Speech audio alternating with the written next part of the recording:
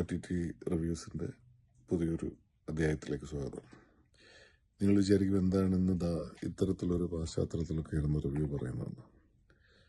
മറ്റൊന്നുമല്ല, ഇന്ന് പറയാൻ പോകുന്നത് സോണി ലൈവിൽ ഒരു വളരെ യാദൃശ്ചികമായി കണ്ട വളരെ സൂപ്പർ ഹിറ്റായി ഓടിക്കൊണ്ടിരിക്കുന്ന ക്യൂബിക്കിൾസ് എന്ന് പറയുന്ന വെബ് സീരീസിനെ കുറിച്ച് സംസാരിക്കാനാണ്.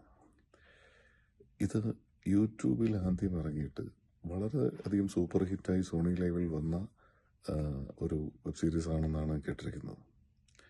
അടിപൊളി വെബ് സീരീസാണ്. ഇത് പറയുമ്പം ഇതിൽ ഒരു ആൾ നമ്മളെപ്പോലെ ഇന്ത്യക്കാരുടെ ഒരു ജീവിതം പറയുന്നത്, അതായത് ഒരു സാധാരണ മിഡിൽ ക്ലാസ്സിൽ പഠിച്ചു, ഇതുപോലെ ഒരു ജോലി കിട്ടി, ആ ജോലി കിട്ടി ഫസ്റ്റ് ഡേ തുടങ്ങി ആ ഓഫീസിലെ കളികളുടെ ഒരു സബ്ജക്റ്റാണ്.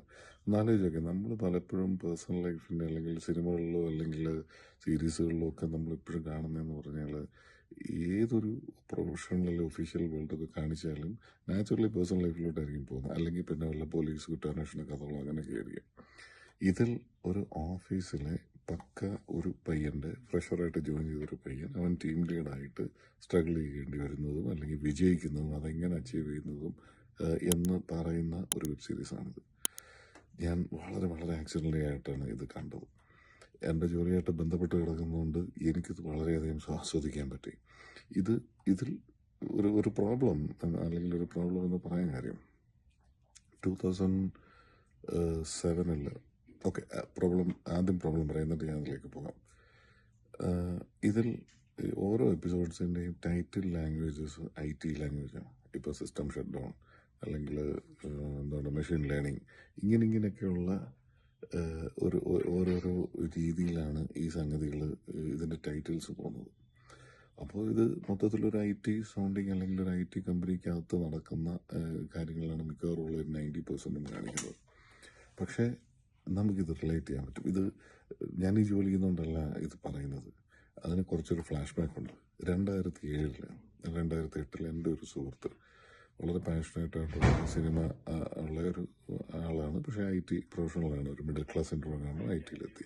ഇദ്ദേഹം ഒരു സ്ക്രിപ്റ്റ് എഴുതി മലയാളത്തിലേക്ക് തന്നെ ഇത് കൊണ്ടുപോയി കാണിക്കുന്ന പ്രൊഡ്യൂസേഴ്സിനും ഡയറക്ടേഴ്സിനും ആക്ടേഴ്സിനും ഒക്കെ ഇഷ്ടപ്പെടുന്നുണ്ട്. ഇത് 2008 കാലം. ട്രാഫിക് സിനിമയൊക്കെ ഇറങ്ങുന്നതിന് മുമ്പാണ്.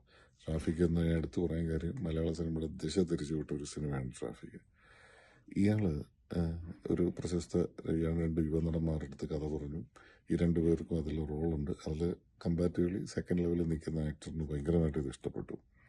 മറ്റേ ആളുടെ അടുത്ത് പോയി. അന്നത്തെ ഒരു വളരെ പോപ്പുലറായിട്ട് നിൽക്കുന്ന നടനാണ്, ഇന്നത്തെ യുവനടനാണ്. പുള്ളിയും ഇയാളോട് പറഞ്ഞൊരു റിവ്യൂ, ഇതൊരു മൾട്ടിപ്ലക്സ് ടൈപ്പ് സബ്ജക്റ്റാണ്, മലയാളികൾക്ക് ഇതൊക്കെ മനസ്സിലാവുമോ IT ഇതൊക്കെ പറഞ്ഞാൽ? അപ്പോൾ അതിൽ സത്യം പറഞ്ഞ് ഇതിലും കൂടുതൽ ഈ ഒരു നോൺ IT സ്പേസും ഒക്കെ ഉണ്ടായിരുന്നതായിട്ടാണ് എനിക്ക് ഓർമ്മ. ഇത് കഴിഞ്ഞ് മറ്റൊരു സംവിധായകൻ്റെ അടുത്ത് ഇയാൾ പോയി കഥ പറഞ്ഞു. അപ്പോൾ ഈ സംവിധായകൻ പറഞ്ഞു, അത് ഒരു പ്രൊഡ്യൂസർ സെലക്ട് ചെയ്ത ഡയറക്ടറാണ്. അയാൾ കുറേ സിനിമയൊക്കെ 2015 വരെ കഴിച്ചിട്ട് പിന്നെ ഔട്ടായി. പുള്ളി പറഞ്ഞത്, നിങ്ങളൊരു കഥ ചിന്തിക്കുമ്പോൾ വലിയ തുറയിലെ സാറാമ്മ ചേച്ചിക്ക് ഒരു മനസ്സിലാവുന്ന രീതിയിൽ വേണം നിങ്ങൾ ഇത് എഴുതാൻ എന്നൊക്കെ പറഞ്ഞു. അപ്പോൾ ഇതെല്ലാം കഴിഞ്ഞിട്ട് കുറേ നാൾ കഴിഞ്ഞിട്ട് ഈ പയ്യൻ അല്ലെങ്കിൽ എൻ്റെ ഈ ഫ്രണ്ട് നമ്മുടെ ബോബി സഞ്ജയ് ആക്സിഡൻ്റലി ഒരിടത്ത് വെച്ച് പരിചയപ്പെട്ടു. അപ്പോൾ സഞ്ജയുടെ ഒരു ACVയിൽ വന്ന ഒരു ക്ലിപ്പ് ഇവരെന്നെ കാണിച്ചു. സഞ്ജയുടെ ഇൻ്റർവ്യൂ ആണ്, ക്ലിപ്പ് എന്ന് പറഞ്ഞ ഇൻ്റർവ്യൂ ആണ്. അപ്പോൾ സഞ്ജയ് അതിൽ പറയുകയാണ്, ട്രാഫിക് എഴുതി കഴിഞ്ഞിട്ട് ട്രാഫിക് റിലീസ് ചെയ്യുന്നതിൻ്റെ അന്ന് രാവിലെ സഞ്ജയ്ക്ക് പെട്ടെന്നൊരു ഭയം ഉണ്ടായി, ഇത് മലയാളിക്ക് മനസ്സിലാവുമോ?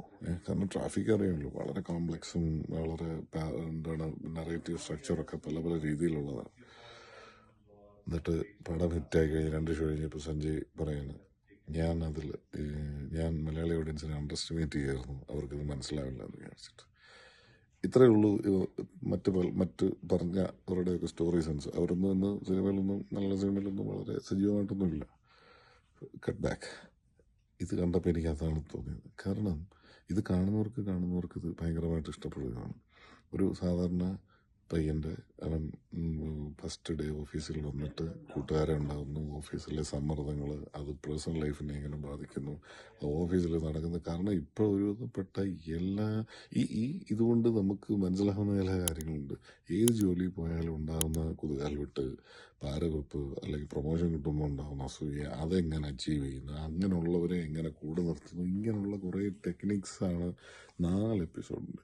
എനിക്ക് ഓർമ്മയുണ്ട് ആദ്യത്തെ 3 എപ്പിസോഡ് ഇവരൊരു ഇച്ചിരി കളിച്ച് ചിരിച്ചൊക്കെ എടുത്തേന്ന് തോന്നുന്നു. പക്ഷെ അതുപോലും ഭയങ്കര ഇൻട്രസ്റ്റിംഗ് ആണ്. പക്ഷെ നാലാമത്തെ എപ്പിസോഡല്ല സീസൺ, സോറി, 4ാമത്തെ സീസൺ കുറച്ച് ടൈം എടുത്താണ് വന്നത്. പക്ഷേ അതൊരു ഒന്നൊന്നര സാധനം തന്നെയാണ്. വളരെ റീസെൻ്റ്ലിയാണ് കണ്ടത്. ഇത് ഫേസ്ബുക്കിലും അങ്ങനെ ആരോ എപ്പോഴും ഇതിൻ്റെ ഒരു ക്ലിപ്പ് കണ്ടിട്ട് ഞാനിത് റേറ്റ് ചെയ്ത് അതൊന്ന് കണ്ടു നോക്കാമെന്ന് വിചാരിച്ച് കണ്ടതാണ്. ഭയങ്കര വെറൈറ്റിയാണ് കേട്ടോ. നമ്മൾ ഈ പറയുന്ന ത്രില്ലറോ ഹ്യൂമറോ ആക്ഷനോ സെൻറ്റിമെൻസോ കാറ്റഗറിയിലൊന്നും പെടുത്താത്ത ഒരു വർക്ക് സ്പേസ് ജോണർ ഉണ്ടെങ്കിൽ ആ ജോണറിൽ പെടുത്താവുന്ന ഒരു സംഗതിയാണ് ക്യൂബിക്കിൾസ്.